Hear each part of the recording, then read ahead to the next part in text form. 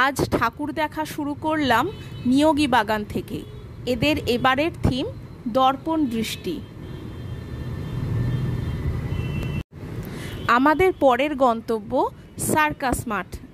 এরা তুলে ধরেছে বহু প্রাচীন একটি মন্দির, যার গায়েতে বিভিন্ন রকম ভাস্কর্য করা আছে।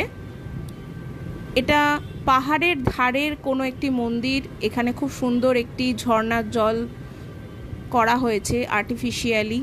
বেশ ভালো লাগছিল রাত্রিবেলা এখানে ঢুকে। রাতের বেলা আলোতে এই প্যান্ডেলের রূপ আরও সুন্দরভাবে ফুটে উঠছিল।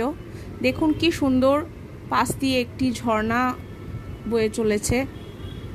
ঠাকুরটাও ছিল চমৎকার, জাস্ট অসাম। কি ভাবছেন, কোনো পটুয়াপাড়ায় চলে এসেছি যেখানে প্রতিমা গড়া হচ্ছে? আগে না, এটাই হলো আমাদের এখনকার প্যান্ডেল, মহিলা সমিতি মহাডাঙ্গা। এদের এবারের থিম ছিল কুমোরটুলি লাইফ।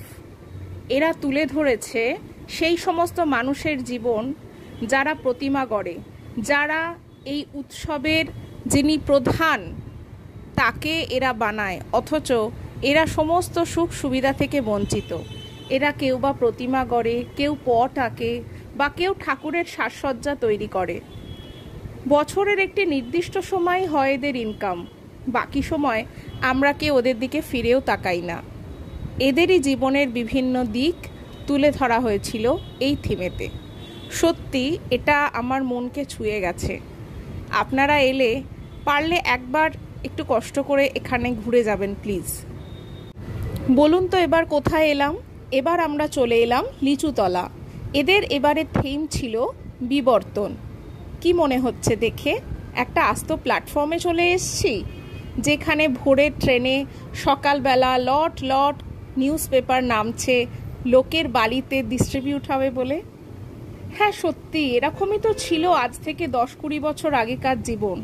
সোশ্যাল মিডিয়া এসে সত্যি আর এদের জীবনের যে কি অবস্থা, এরা যে কি করছে আমরা কেউ খোঁজ খবরও নিই না।